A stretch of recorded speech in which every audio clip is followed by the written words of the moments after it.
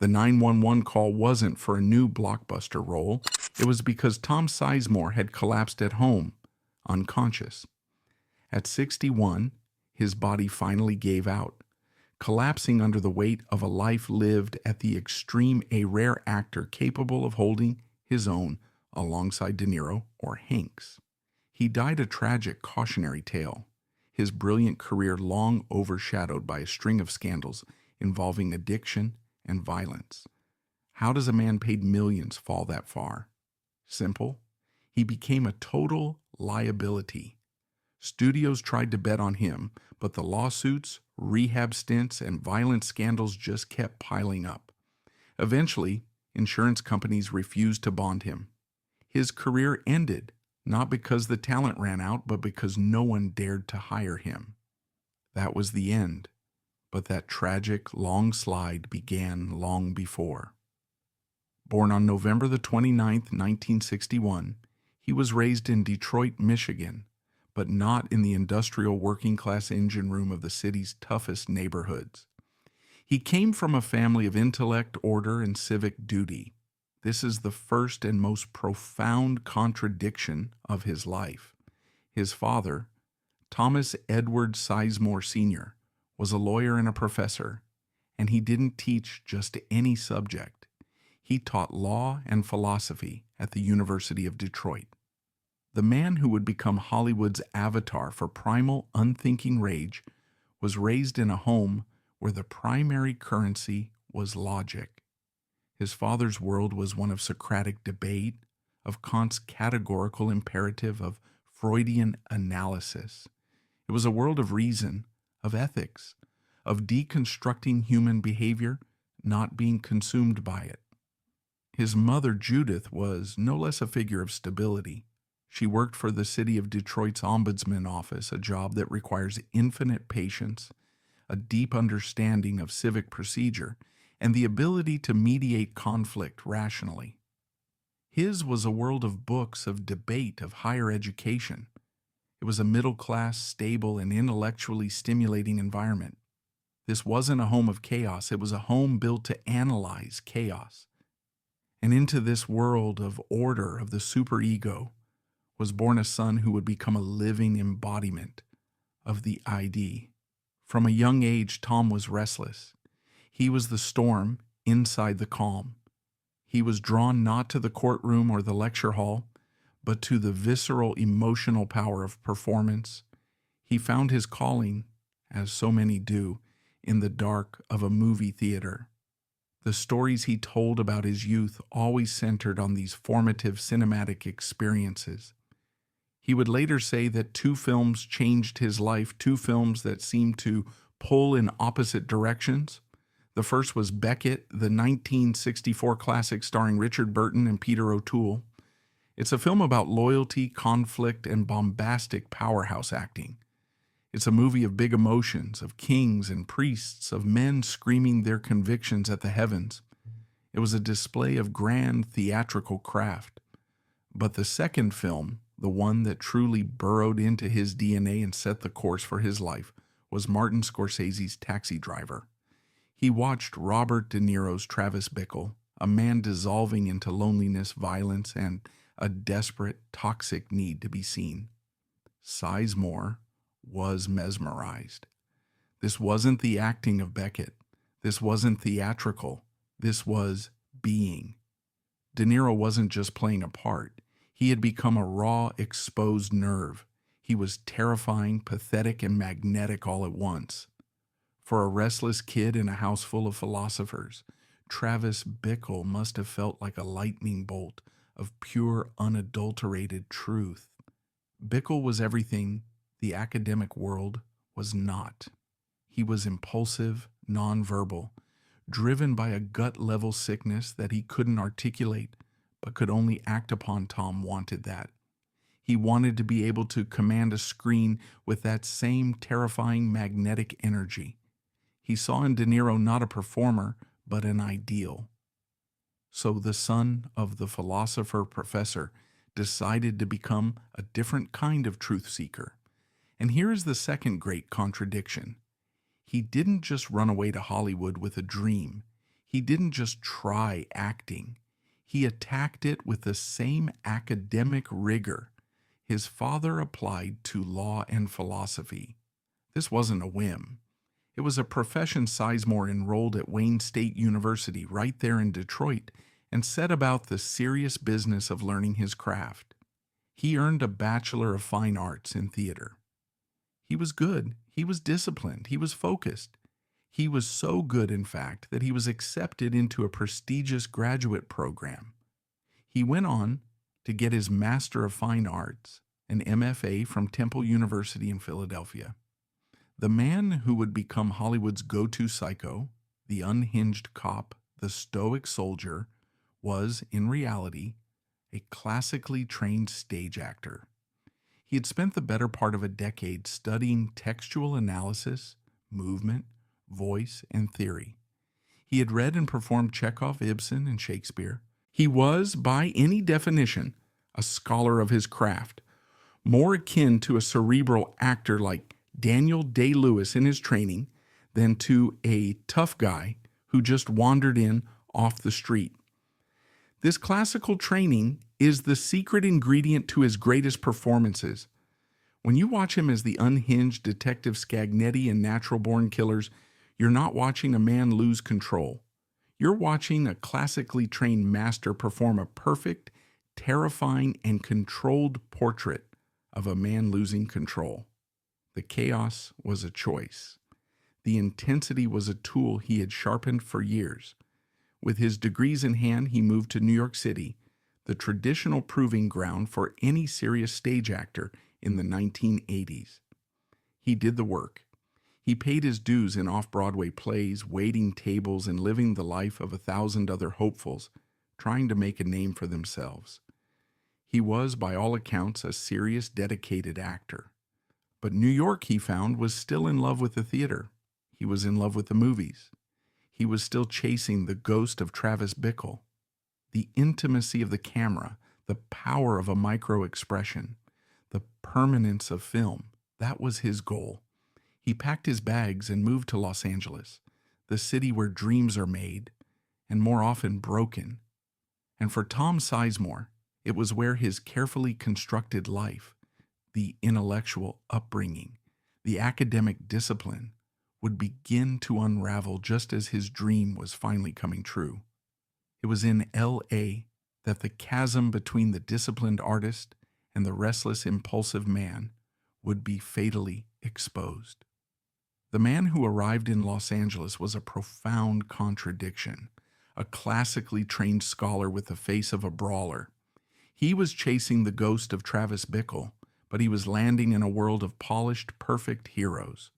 To succeed, he wouldn't just have to be a great actor, he would have to become an indispensable character. And in this land of artifice, Tom Sizemore's terrifying, combustible authenticity was about to become his greatest and most bankable weapon. Hollywood, in the late 1980s and early 1990s, was a land of polished heroes. It was the era of the megastar, a time defined by the flawless, bankable smiles of Tom Cruise, the rugged charm of Mel Gibson, and the everyman nobility of Kevin Costner. These were the men headlining the blockbusters, the uncomplicated titans of the box office. Into this world of perfect leading men walked Tom Sizemore. He was something else entirely. With his intense, deep-set eyes, his rugged, asymmetrical features, and a restless, almost violent energy that seemed to radiate from him even when he was standing still, he was less leading man and more ticking time bomb. He didn't look like the man who gets the girl. He looked like the man who waits in a car outside the girl's house. This, it turned out, was his superpower. He broke into the industry the old-fashioned way, one small savage bite at a time. He was a classically trained actor with a Master of Fine Arts, but he had the raw, untamed look of a man who had done hard time. This combination made him an immediate commodity for directors looking for a specific modern flavor of authenticity. He wasn't just another hopeful, he was a specialist. His first significant role came from a director who built his entire career on intensity, Oliver Stone. In 1989's Born on the 4th of July, Sizemore played a disillusioned, wheelchair-bound veteran in the chaotic, nightmarish VA hospital scene alongside Tom Cruise. He was only on screen for a moment, but he was unforgettable. He wasn't just acting angry. He looked genuinely, profoundly, and frighteningly broken. Stone had found a new color for his palette. Sizemore followed this with a string of roles that would build his niche. He was a wool-hatted mugger in 1990's Blue Steel, directed by Kathryn Bigelow. He was DEA Agent Dietz in Bigelow's 1991 surfer heist classic Point Break, a small part that he nonetheless filled with a jittery, over-caffeinated paranoia. He was the outlaw's sidekick in Harley Davidson and the Marlboro Man, and a slick cop in Passenger 57. He was playing cops, soldiers, and criminals. He was finding his footing. He was the guy you hired to make your hero look good by comparison, or to make your villain look terrifying by proximity. He was working with big names, building a reputation as a character player. In Hollywood, this is a term for actors who are so good at being specific, they become indispensable. Sizemore wasn't just a day player, he was a weapon, and directors were learning how to aim him.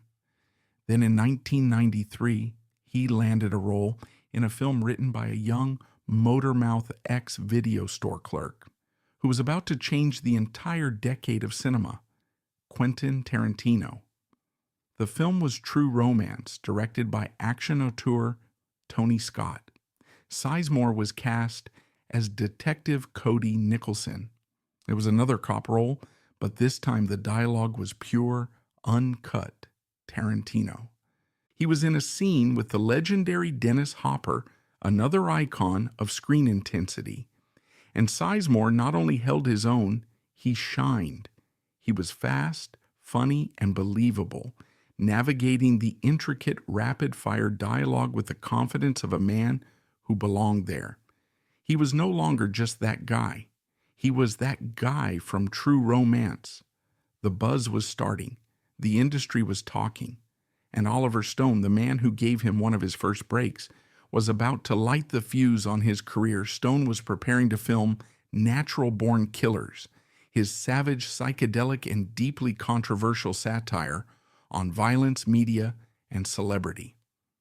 The film was a cultural hand grenade, and Stone needed a specific kind of actor for a key role.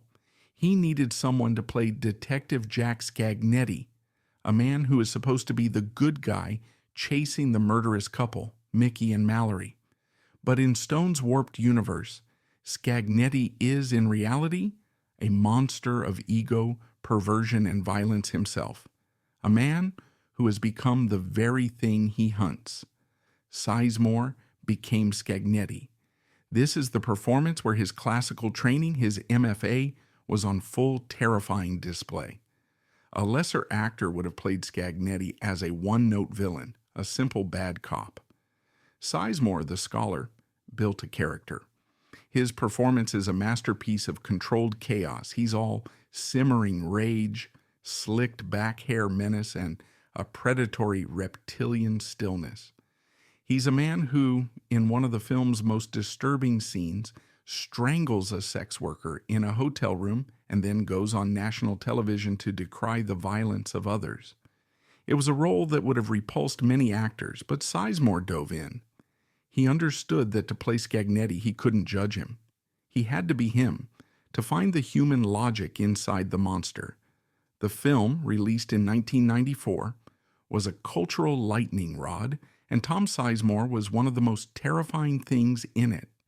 He was now officially on the map. He was no longer just a useful type, he was an artist, and the best of the best had taken notice. In 1995, director Michael Mann was assembling the cast for his long in-development passion project. It was a sprawling, melancholic Los Angeles crime saga called Heat. It was already the most talked about movie in town, for one mythic reason. It would be the first time Robert De Niro and Al Pacino, the two titans of their generation, the defining actors of their era, would finally share the screen. Mann, a notorious perfectionist, needed to build a crew of thieves around De Niro's Neil McCauley. This crew couldn't be a bunch of Hollywood tough guys. They had to be believable. They had to be professionals. They had to be men who could believably, meticulously, and successfully plan a $12 million bank heist. They had to be men who could believably go up against Pacino's entire police force and almost win. He cast Val Kilmer as the suave gambler. He cast Danny Trejo as the loyal wheelman, and for the role of Michael Cheritto, the cool, collected family man who served as the crew's heavy weapons expert, he cast Tom Sizemore. It was a stroke of genius, and for Sizemore, it was the validation of his entire life's ambition. He wasn't just in a movie with Robert De Niro, the man who had inspired him to act in the first place. He was in De Niro's crew. His performance in Heat is the polar opposite of Jack Scagnetti. Where Scagnetti was a man of pure, unhinged impulse, Cheritto is a man of absolute, chilling discipline. He's a professional. He's a loving husband and a father who dotes on his kids. He is also a stone-cold killer who will not hesitate to end a life if the job requires it. Sizemore played him with a quiet, frightening efficiency. Watch him in the legendary Downtown Shootout, one of the most revered action sequences ever filmed. He isn't wild-eyed, he's focused. He provides the thunderous, deafening covering fire, laying down a base of .308 rounds with the practiced, methodical calm of a man laying bricks. It's that classical training again. He's performing an action, not an emotion. In the film's tragic climax, his character's professionalism finally breaks, and he makes a fatal mistake trying to escape, his loyalty and his profession colliding. Heat was a critical and commercial smash. It cemented Sizemore's status as an A-list character actor. He had done it. He had stood shoulder to shoulder with Pacino and, more importantly, with De Niro. He was, by every measure, a success. His career was a freight train at full speed. He starred in the 1997 monster movie The Relic, a film that, while schlocky, proved he could carry a movie as the leading man. He was the hero, the smart, cynical cop, and he was believable. His star was white hot. And then he got the call that would define his legacy. Steven Spielberg was casting Saving Private Ryan. This wasn't just another war movie. It was an attempt to capture the brutal, terrifying, and sacred reality of World War II for a new generation. He had his star, Tom Hanks, as the everyman, Captain Miller. But Miller needed a second in command. He needed a sergeant. He needed a man who was tough, loyal, and believable as a battle-hardened rock. He needed someone the other soldiers would follow and whom Miller could trust with his life. He needed Tom Sizemore. Sizemore was cast as Technical Sergeant Michael Horvath. It was arguably the most important role in the film next to Hanks's. Horvath is the film's heart, its conscience, and its spine. He's the one who translates the captain's orders. He's the one who keeps the men in line. He's the one who, in a moment of despair, picks up a handful of French soil, puts it in a tin, and says it's just dirt, a tangible reminder of what they're fighting for. It was the role of a lifetime. It was the absolute summit of his career. It was also the moment his personal demon, which had been lurking in the shadows, stepped directly into the spotlight. Tom Sizemore had been struggling with addiction since he was 15 years old. It started as it often does, innocuously, but by the time he was a star in Hollywood, with money, access, and unbearable pressure, his drug of choice had become heroin, and it was quickly spiraling out of control. It's the tragic, profound irony of his life. The son of an intellectual, a man with a master's degree in theater, was falling victim to the most brutal, unforgiving, and primal of addictions. His problem was not a secret. His idol, Robert De Niro, had become aware of it during the filming of Heat. In a story Sizemore himself would tell with a mix of awe and profound shame, De Niro came to his trailer one day. He didn't send a producer. He didn't call an agent. He came himself. He sat down and, according to Sizemore, said, "Tom, you're a great actor, but you're a mess. You're going to be dead in 5 years if you don't clean up." De Niro then personally drove Sizemore to a private jet and flew with him to a rehabilitation facility. It was an extraordinary act of tough love from the very man who had inspired his entire career. The ghost of Travis Bickle had just, in real life, tried to save him. Sizemore got clean, for a while, but by the time Saving Private Ryan was offered to him, he had relapsed.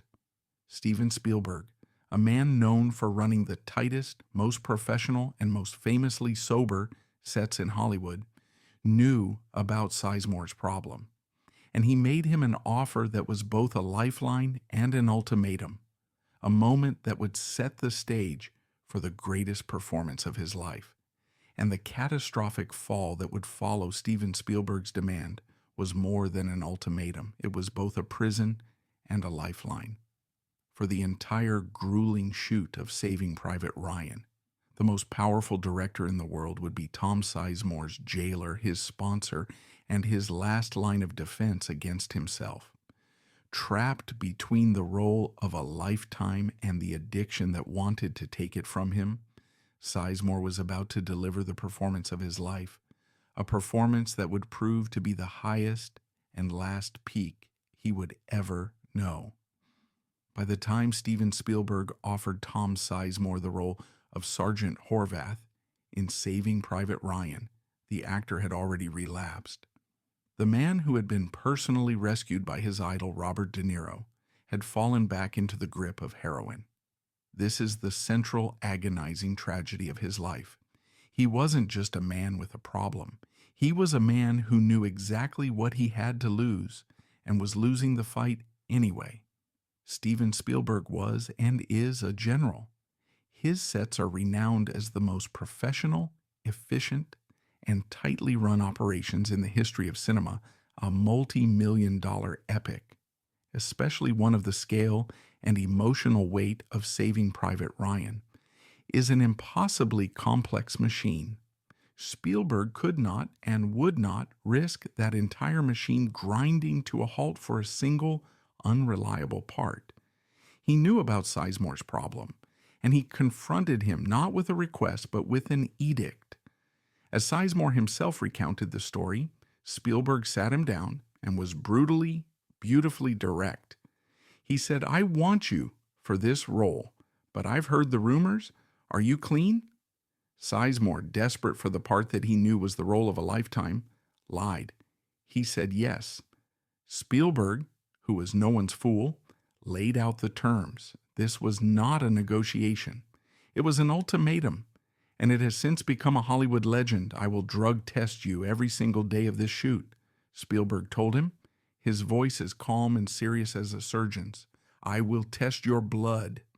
If you fail a single test, one test, I will fire you on the spot. I don't care if it's the 58th day of shooting and we're almost done. I don't care if the film is 90% complete. I will fire you. I will recast your part, and I will reshoot every single scene you are in with another actor." It was an unprecedented demand. It was also, perhaps, the most profound act of faith a director could show. Spielberg wasn't just threatening Sizemore, he was daring him to be the professional he was trained to be. He was offering him a lifeline, but it was a lifeline made of steel.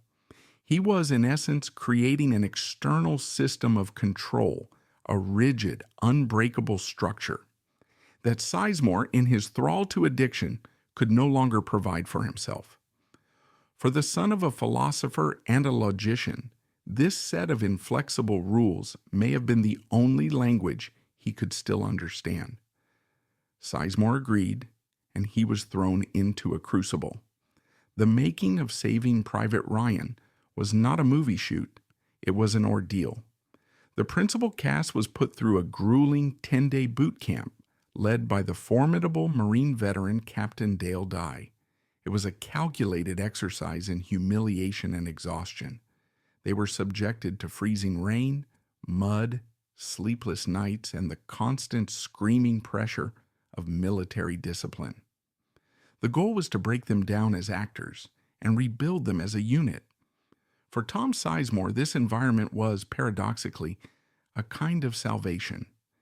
He was a man at war with himself, and now he was being asked to portray a man at war in the world.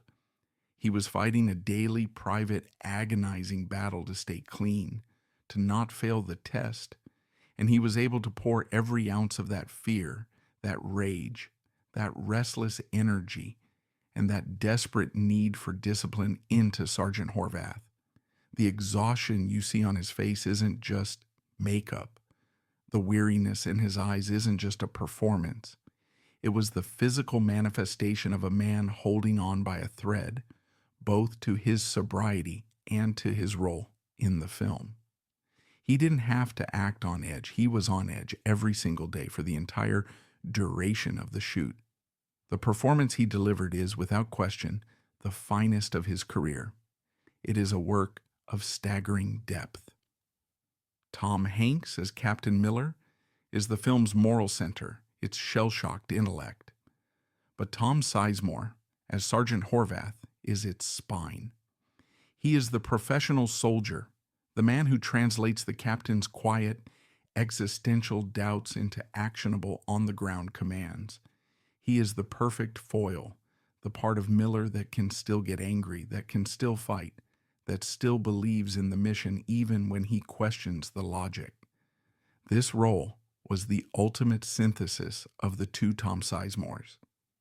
The man who studied Chekhov at Temple University is the man who, in a moment of profound despair, picks up a handful of French soil, puts it in a tin, and says, "That's why this is all just dirt, the whole damn thing."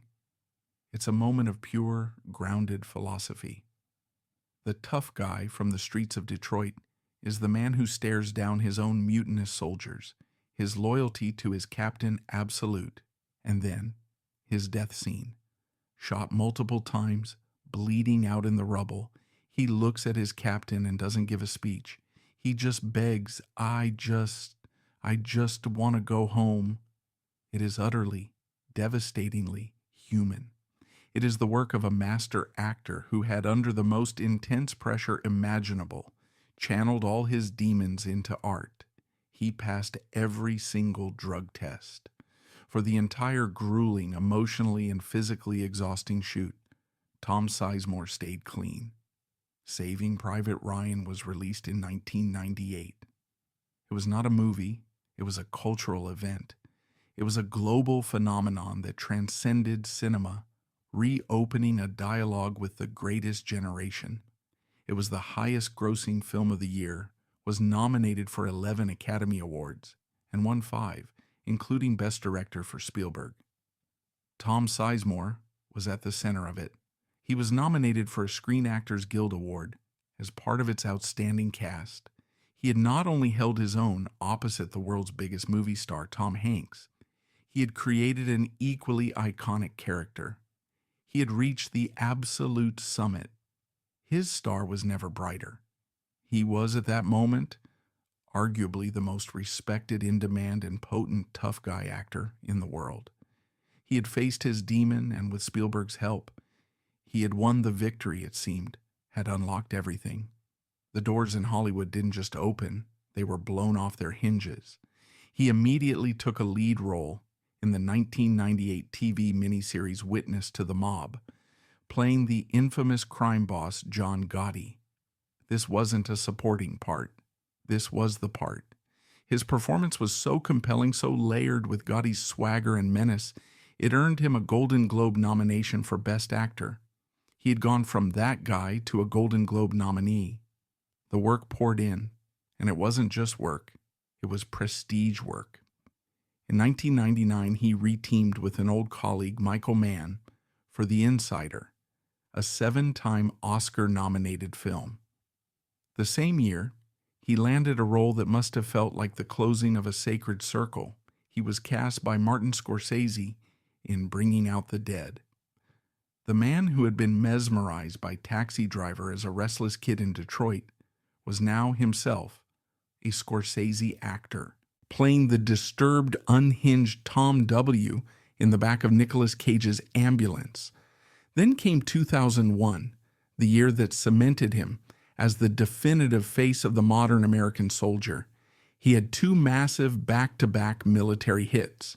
First, he was Sergeant Earl Cistern in Michael Bay's blockbuster Pearl Harbor, and then, more significantly, he was the defiant, commanding Lieutenant Colonel Danny McKnight in Ridley Scott's masterpiece of modern warfare, Black Hawk Down.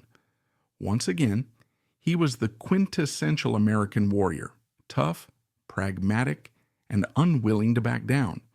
He was the man who delivered the iconic line, "Nobody gets left behind," with such unshakable conviction that it became the film's moral anchor. At the dawn of the new millennium, Tom Sizemore was untouchable. He was a Golden Globe nominee. He was the star of the biggest films of his era. He was the trusted collaborator of the greatest directors of his generation, Spielberg, Stone, Mann, Scorsese, and Scott. He was, by all accounts, on top of the world. He had the multi-million-dollar houses. He had the respect of his peers. He had a body of work that any actor would kill for. He had proven that the son of the philosopher, the MFA-trained artist, and the on-screen tough guy could all coexist, which meant he had nowhere to go but down. The crash, when it came, was not a slow decline. It was not a gentle fading. It was a catastrophic, all-consuming, and brutally public implosion. The rigid, life-saving structure that Steven Spielberg had built for him was gone. The intense, all-consuming focus of the Ryan and Black Hawk shoots was over. He was left alone with his fame, his money, his demons, and the terrible freedom to finally, completely lose his war. At the dawn of the new millennium, Tom Sizemore was on top of the world. He was a Golden Globe nominee, a critical darling, and the trusted collaborator of the greatest directors of his time. He had also just come off the most disciplined, high-stakes, and successful period of his life, having kept his demons at bay through the sheer, terrified willpower required by Steven Spielberg. But the structure was gone. The war was over. The set was wrapped.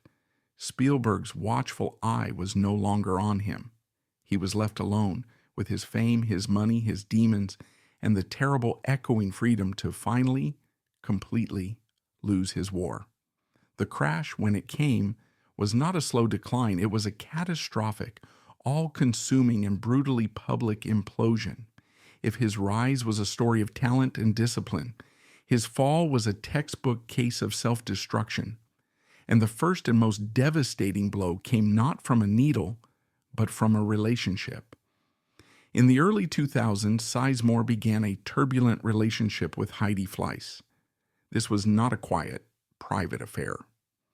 Fleiss was, herself, one of the most notorious public figures of the 1990s, known to the world as the Hollywood Madam, who had run a high-profile, high-end prostitution ring. This was not a stabilizing influence. It was the pairing of two volatile, public, and damaged figures. It was a toxic cocktail of passion, paranoia, and, according to Fleiss, unimaginable violence. Their relationship was a supernova, and the media, which was just then entering its most rabid, 24/7 scandal cycle phase, was ready with telescopes. In 2003, at the absolute peak of his post-Ryan and Black Hawk Down fame, Tom Sizemore was arrested. The charges were horrifying, and they shattered the public's perception of him as the tough but noble soldier. This was not Sergeant Horvath. The charges were domestic violence, criminal threats, and harassment against Felicia. The trial was a media circus. It was messy, ugly, and deeply, grotesquely personal. Fleece, often weeping, testified that Sizemore had been violently abusive, detailing beatings and psychological torment. Sizemore in turn painted her as unstable, untruthful, and a vindictive woman scorned. But the evidence, which included tearful testimony, photographs of her injuries, and threatening answering machine messages, was damning. Hollywood can forgive a lot of things. It has a long, well-documented history of forgiving them. It can forgive DUIs. It can forgive rehab stints. It can forgive affairs, outbursts, and even colossal box office bombs. It is at its core a business of second, third, and fourth chances if you can still make money. The one thing it has no patience for, the one thing that truly breaks the trust of the producers and studios who front tens of millions of dollars, is this kind of public, violent, and indefensible scandal. It's not even a moral calculation. It's a business one. A star like this becomes a liability. They become uninsurable. Their presence in a film becomes a marketing nightmare, a distraction that eclipses the work itself. Tom Sizemore was convicted on multiple counts, including battery and assault. The gavel came down, and in that same instant, so did the curtain on his A-list career. It was not a gradual process. It was instantaneous. The calls stopped. Michael Mann, the director who had put him in Heat and The Insider, the man who had been a mentor to him, was devastated. He later summed up the feelings of the entire industry, saying, "The Michael I knew was a sweet, wonderful, and very bright guy. The person who emerged was a stranger." The trust was broken. The man who had built a career playing characters defined by loyalty and professionalism, Horvath's loyalty to Miller, Chiarotto's professionalism in the crew, had proven in real life to be dangerously, uncontrollably chaotic. The calls from Spielberg, from Scott, from Mann, from Scorsese, they were over. For Sizemore, this was the ultimate catastrophe. His career wasn't just a job. It was, as the Spielberg ultimatum had proven, the only structure keeping his addiction in check. With that structure gone, he was in a freefall. His addiction, which he had managed to hold at bay, came roaring back, this time with nothing to stop it. And it came back with a new, even more destructive partner. He was now battling addictions to both heroin and, devastatingly, methamphetamine. This combination is a death knell for many. Heroin is an insular drug, a downer that pulls one inward. Meth is a paranoid-fueled manic upper that pushes one outward, driving psychosis, rage, and erratic, sleepless energy. This perhaps is the stranger Michael Mann spoke of. The MFA-trained intellectual was now gone, replaced by a man hijacked by a brutal chemical cocktail. His life, which had been a movie, now became a rap sheet. The legal troubles, which had begun with Fleece, now metastasized. In 2005, he was arrested again, this time for violating his probation by predictably failing a drug test. But it was the details of the arrest that made it so pathetic, so humiliating, and so symbolic of his fall.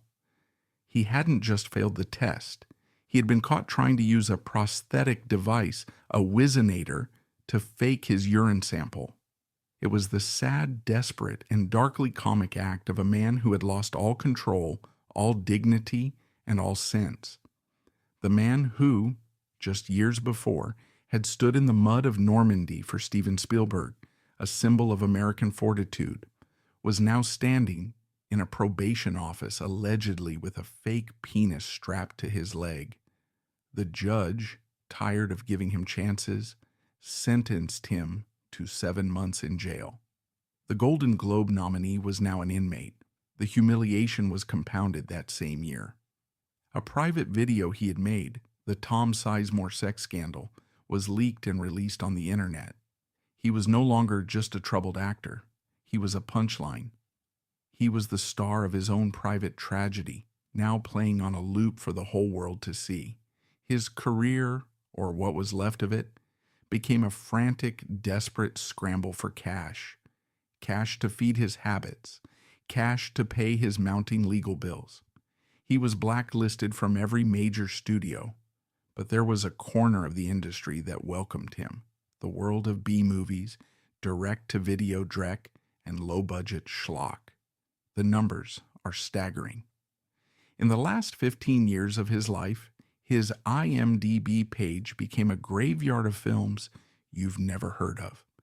Titles like The Last Lullaby, Red Line, and A Broken Life. He would often film multiple movies in a single week, sometimes showing up for a day, collecting a check, and leaving. His name a get for a desperate producer looking to add some faded star power to their poster. The quality was irrelevant. He just needed to work. There's one film from this era that perfectly and bleakly encapsulates his entire fall. It was a 2006 film called Sizemore Road. It co-starred a young pre-Grey's Anatomy Katherine Heigl. The film was so bad, and its release so thoroughly mismanaged, that it was shown for 1 week in a single Dallas movie theater at 12 p.m., purely to fulfill a Screen Actors Guild contractual requirement. It sold 6 tickets. Its total official domestic box office gross was $30. $30.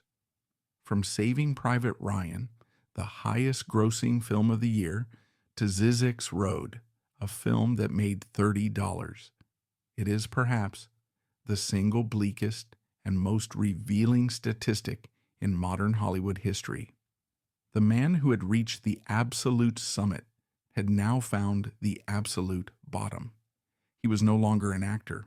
He was a liability, a cautionary tale, and for a time, a joke. But his story was not yet over. The wilderness years were just beginning, and they would see him turn to the last refuge of the infamous. To make $30 at the box office is not a failure. It is an annihilation. It was the bleakest possible punctuation on his A-list career. He was now officially an outcast, too toxic for the studios, too volatile for his mentors. But the man, Tom Sizemore, still had to live. The bills, the habits, and the desperate need to work did not disappear with his reputation. The wilderness years had begun, and they would see him barter his remaining fame in the only marketplace that would still have him, the humiliating 24/7 gaze of reality television. The fall was complete. By the mid-2000s, Tom Sizemore was no longer an actor in the Hollywood sense. He was a pariah. He was a convicted felon, an uninsurable risk, and a walking punchline, the man of the $30 movie, the cautionary tale whispered at parties. He was an outcast, wandering in a wilderness of his own making, a landscape littered with B-movie scripts, parole violations, and burnt bridges. And in this new, desperate chapter of his life, he did what so many fallen stars do. He turned his own wreckage into a product. If Hollywood wouldn't cast him in a movie, he would cast himself in the most lurid, unfiltered reality show of all, his own life. His struggles became a bizarre and grim form of public entertainment. In 2007, he was the subject of a short-lived reality series, Shooting Sizemore, which purported to follow his attempts to get clean and restart his career. But it was in 2010 that he took the full plunge into the last refuge of the infamous, joining the cast of VH1's Celebrity Rehab with Dr. Drew. This was not a comeback. It was a public vivisection. Celebrity Rehab was a cultural phenomenon at the time, a deeply controversial program that straddled the line between a genuine therapeutic effort and exploitative, high-stakes voyeurism. For Tom Sizemore, who had been on producers' wish lists since season 1, it was the bottom of the barrel, but it was also, perhaps, the only barrel left. He put his withdrawal, his therapy, and his raw, unfiltered tears on full display for television cameras. He was, by his own admission, so high when he arrived that he didn't even realize the cameras were there.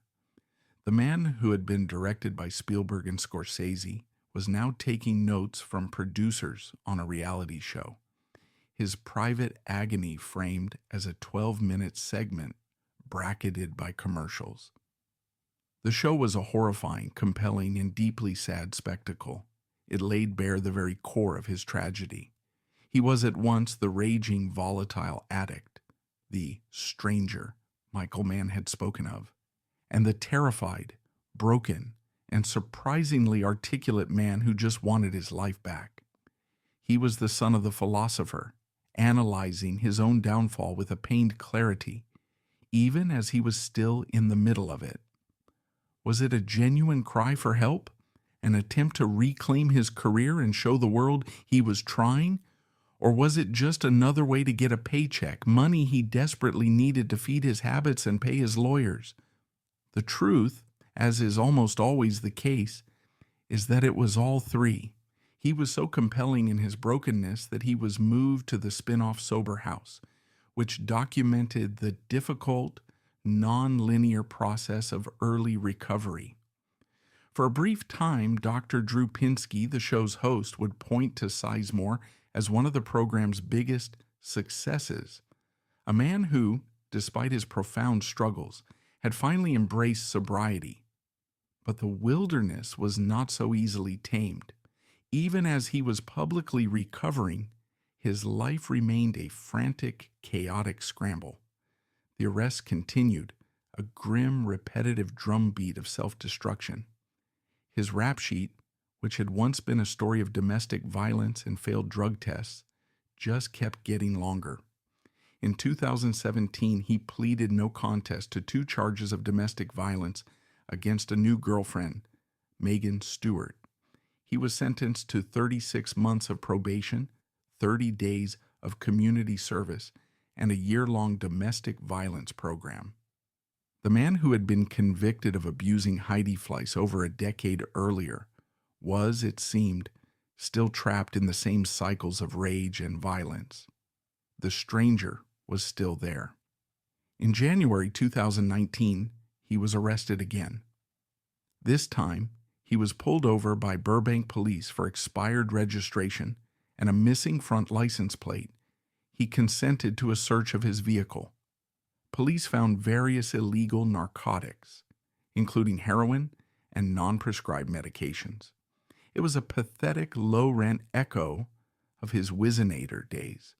No elaborate ruses, just a man in his late 50s, a Golden Globe nominee with a small stash of drugs in his car. He was arrested again just a year later, in January 2020, for DUI and narcotics. The legal troubles were not just criminal. In 2018, a lawsuit was filed against him that was a horrifying echo from the chaos of his past. A woman named Kirsten Pike, then 26, sued Sizemore for $3 million, alleging that he had sexually abused her on the set of a B-movie titled Born Killers back in 2003. When she was just 11 years old, she claimed the alleged abuse had caused her post-traumatic stress and led to her own battles with addiction. Sizemore denied the allegations. The case, however, was not tried on its merits. A judge in Utah eventually dismissed the lawsuit in 2020, not because of the evidence, but due to the statute of limitations and jurisdictional issues. But the accusation itself and the headlines it generated just added another layer of darkness to his public image. He was not just a troubled actor, he was, in the eyes of many, a monster. And yet the tragedy of Tom Sizemore is not that he was a simple monster. The tragedy is that he was a great artist who was also perhaps a monster. And the most agonizing part of it all? He knew. In 2013, right in the middle of this wilderness period, he published a memoir. Its title is a heartbreaking summation of his entire life. By some miracle, I made it out of there. The title, he said, was a quote from his mother, Judith, the city ombudsman, the woman of logic and order, who had uttered it after one of his brushes with death. The book itself is a masterpiece of self-aware tragedy. It is not the self-aggrandizing justification of a fallen star. It is a raw, brutal, and harrowing confession.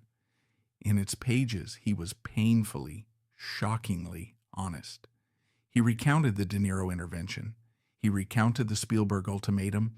He recounted his descent into meth, which he claimed Heidi Fleiss had introduced him to, and his subsequent addictions to heroin and cocaine. He was the son of the philosopher professor, finally performing the ultimate act of textual analysis, deconstructing his own life. I was a guy who had it all, he wrote. I had the multi-million-dollar house, the movie star life, and I just threw it all away. He estimated he had spent millions of dollars on drugs. He detailed the overdoses, the suicide attempts, the homelessness. He knew, better than any tabloid reporter, the precise coordinates of his fall. I can't tell you what I'd give, he wrote, to be the guy you didn't know anything about. The man who had studied Chekhov was now living his own brutalist tragedy. His self-awareness made his continued downfall all the more painful. He wasn't a man falling in the dark. He was a man falling in broad daylight, screaming as he watched the ground get closer, able to describe every second of his own destruction, but utterly powerless to stop it. He continued to work, of course. He had to. His IMDb page from this era is a digital graveyard of over 100 films, many unreleased or unwatchable. He was working to pay his bills, to pay his child support, to pay his lawyers, to pay his dealers. He was a ghost, haunting the fringes of the industry, a name to be slapped on a poster for a film shot in 3 days. And then, in 2017, the ghost got a call. It was not from a B-movie producer. It was not from Dr. Drew. It was from an auteur. It was from David Lynch. Lynch was casting his long-awaited 18-episode revival of Twin Peaks. He needed an actor to play Anthony Sinclair, a duplicitous, weaselly insurance man. It wasn't a large role, but it was a crucial multi-episode arc in the most anticipated television event of the decade.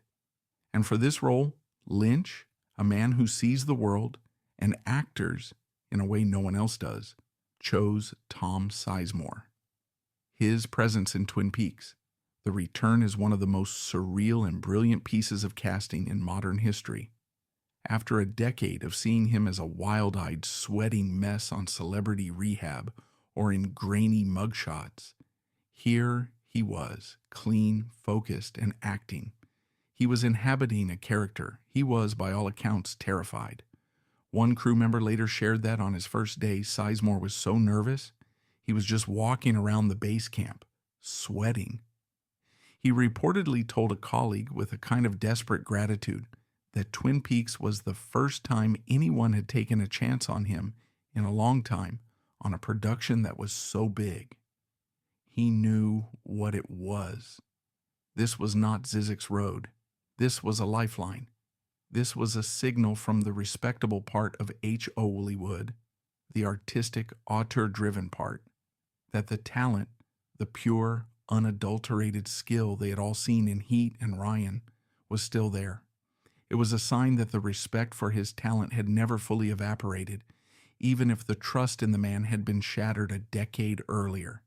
He was working again. He was in a David Lynch project. It was perhaps the beginning of a true comeback, a new chapter, but the wilderness had done its damage. The years, the arrests, the drugs, the violence, they had all taken their toll. The miracle he had written about was beginning to fade. That brief, surreal appearance in Twin Peaks was a reminder of the chasm that had defined his entire life, the brilliant, controlled artist buried beneath the chaotic, broken man. It was a final, poignant glimmer of the talent that had been suffocated but never fully extinguished. But a single role, even for a master like David Lynch, could not undo decades of self-destruction. The wilderness had taken its toll, and the man's body was itself a final rap sheet of abuse. The miracle his mother had spoken of was running out. All that remained was to reckon with the pieces he left behind. The tragedy of Tom Sizemore is not that he was a bad actor. The tragedy is that he was a great one.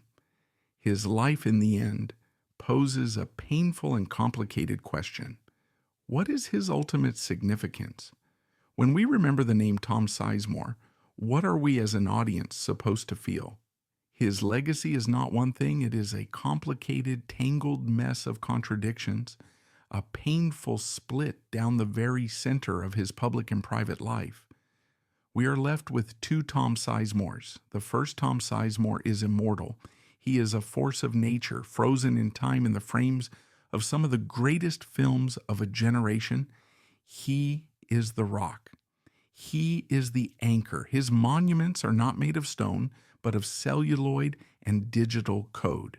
Go back and watch Heat. As Michael Chirito, he is the model of professionalism, the terrifyingly calm center of De Niro's crew. He is the man who dotes on his wife and son, and he is the man who provides the thunderous, methodical covering fire in the streets of L.A. He is the film's working-class heart, a man who does a terrible job with professional pride. Go back and watch Black Hawk Down. As Lieutenant Colonel Danny McKnight, he is the very picture of defiant command, the man whose simple declarative line, "Nobody gets left behind," becomes the film's entire moral thesis. And most of all, go back and watch Saving Private Ryan. His Sergeant Horvath is arguably the single greatest tough guy sergeant performance in modern cinema. He is the perfect foil to Hanks's quiet, shell-shocked captain.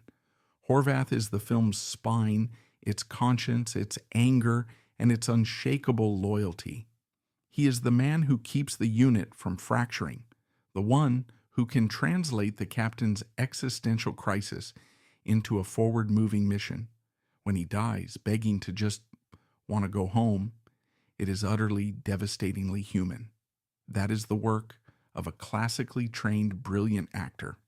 That is the son of the philosopher, the man with the MFA, using all his discipline to portray a man at the end of his.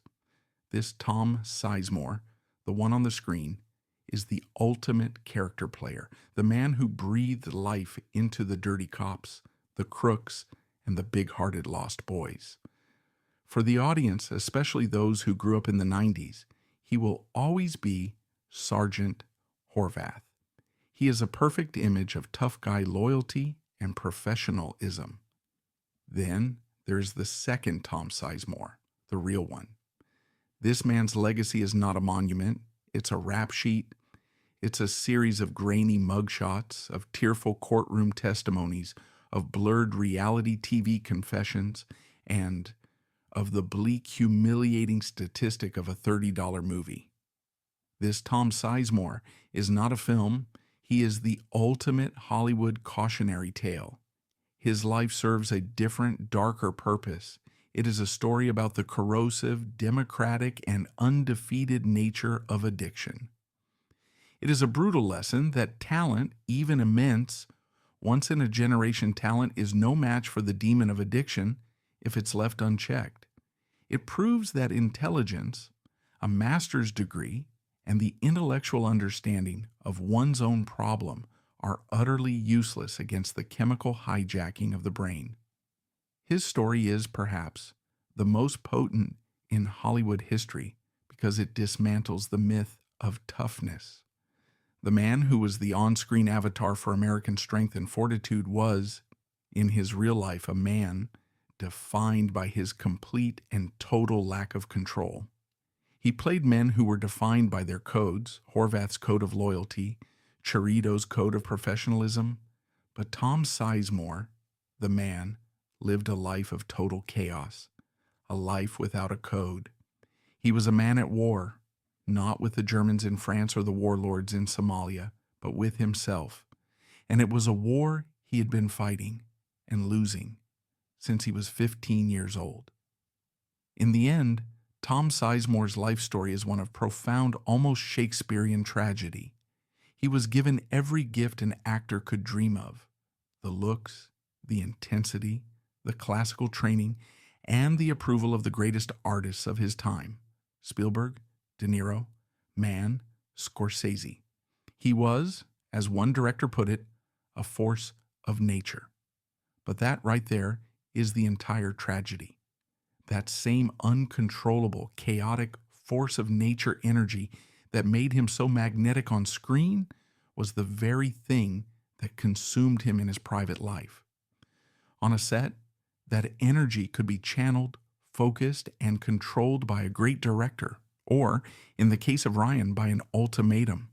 In the real world, with no director, no script, and no daily blood tests, that same force was a wildfire. It burned down his career, his relationships, his reputation, and his finances. His 2013 memoir was titled, "By Some Miracle, I Made It Out of There." It was a title full of hope, a quote from his mother, a reference to his survival from the absolute depths of his addiction. The tragic irony, of course, is that in the end, he didn't make it out. The miracle was just a temporary reprieve, a brief moment of clarity in a lifelong storm. The end, when it came on March 3rd, 2023, was not cinematic. There was no redemption. There was no final monologue. It was a stroke, a brain aneurysm. It was the quiet, clinical, biological surrender of a body that had been battered by decades of chemical warfare. It was the final, inevitable punctuation on a story that could have ended no other way. When we remember Tom Sizemore, we are left with that painful split. We have the films, which are immortal. Sergeant Horvath will always be there, holding that tin of dirt, ready to follow his captain into hell. And then we have the man, a man who, for all his toughness on screen, was, in reality, a deeply fragile, sick, and tormented soul. He was a man who flew too close to the sun, but he wasn't Icarus. He wasn't struck down by hubris. He was hijacked. He was a passenger in a body driven by a relentless, incurable illness that stole his career, his family, his dignity, and finally, his life. The story of Tom Sizemore is not a moral. It's not a simple fable about saying no to drugs. It's a tragedy. It's a heartbreaking reminder that the brightest talents can harbor the darkest demons, and that sometimes, no matter how hard they fight and no matter how much they know they are losing, the miracle they're looking for just doesn't come.